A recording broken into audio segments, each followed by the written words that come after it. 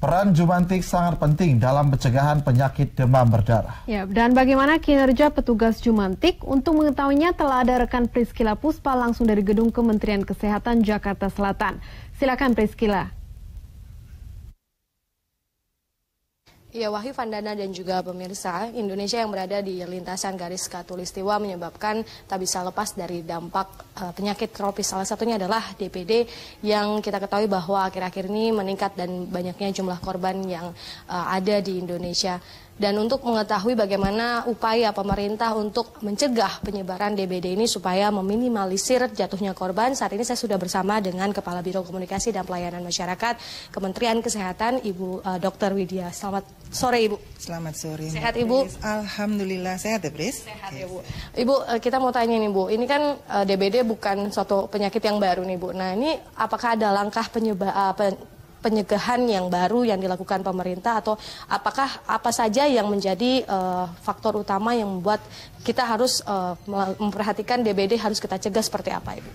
Baik, seperti yang sering didengungkan bahwa langkah-langkah yang harus dilakukan adalah nomor satu, pemberantasan sarang nyamuk, kemudian 3M+, lalu juga koordinasi dan komunikasi antara provinsi, kabupaten, dan kota, itu dinas kesehatannya.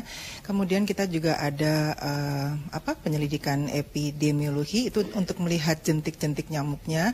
Lalu yang sekarang juga kita meminta untuk anak-anak pramuka, SBH, melalui SBH, kemudian juga anak-anak sekolah, untuk membuat lafitrap.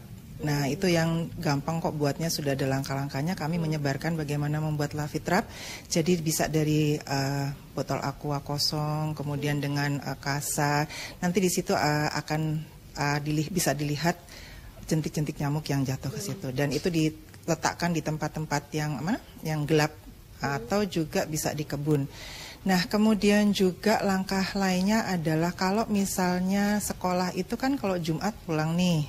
Nah, kalau pulang itu sebaiknya di Sabtunya, di Minggunya dibersihkan pemberantasan sarang nyamuk, supaya pada saat hari Senin murid-murid masuk sekolah tidak ada jentik-jentik nyamuk yang tersisa di situ.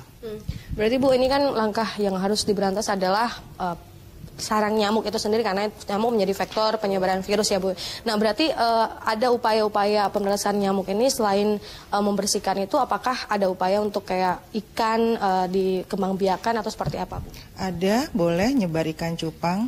Jadi kan kalau ikan cupang tuh ngambil jentik-jentik nyamuknya ya. Kan soalnya kalau kolam yang bersih malah ada telur nyamuknya. Boleh itu dilestarikan. Berarti upaya untuk pengembangbiakan ikan cupang di kolam-kolam itu sangat boleh, ya, Bu, ya? Monggo, silakan, efektif. Dan, Bu, ini kan kita sudah banyak kasus. Nah, untuk update-nya itu seperti apa, Bu? Per 6 Februari ini apakah sudah ada update? Update di 6 Februari sudah ada penderita kasusnya adalah 17.515, kemudian meninggalnya, kematiannya 171 di 34 provinsi. Dan untuk wilayah-wilayah yang tertinggi itu apakah masih di Jawa Timur atau seperti apa, Bu? Masih Jawa Timur, Jawa Tengah, Jawa Barat. Jawa Timur itu Kabupaten Ponorogo. Kemudian Jawa Tengah, lalu NTT, Kabupaten Manggarai Barat, lalu Kota Kupang, Provinsi Sulawesi Utara itu Kota Manado, Lampung, dan DKI Jakarta. Bu, tadi kan Ibu sudah menyebutkan langkah-langkah pencegahan, Ibu. Kalau untuk daerah yang memang angka korbannya ini tinggi, DBD-nya, untuk upaya pemberantasan ini apakah perlu dilakukan fogging maksud kami secara terus-menerus atau seperti apa, Bu, ini keterangannya? Fogging itu kan kalau sudah ada kasus tertentu, tetapi memang kita harus dari hulunya dulu, Mbak. Hulunya itu adalah pemberantasan sarang nyamuk, kemudian 3M, menguras, mengubur, dan juga mendaur ulang. Itu dulu yang dilakukan. Gitu. Jadi kalau fogging itu ada fogging fokus.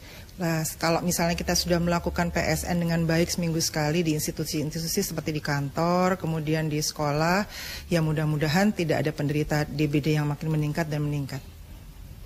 Berarti fogging itu sendiri tidak boleh rutin hampir setiap hari atau itu nggak boleh, Bu, ya?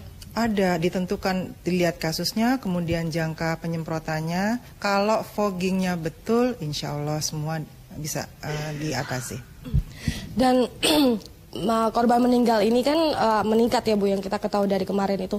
Nah sebenarnya penyebab utama korban DBD ini bisa sampai meninggal itu apa sih Bu sebenarnya? Pertama mungkin terlambat bawa ke rumah sakit ya. Biasanya kan itu ada shock gitu kan.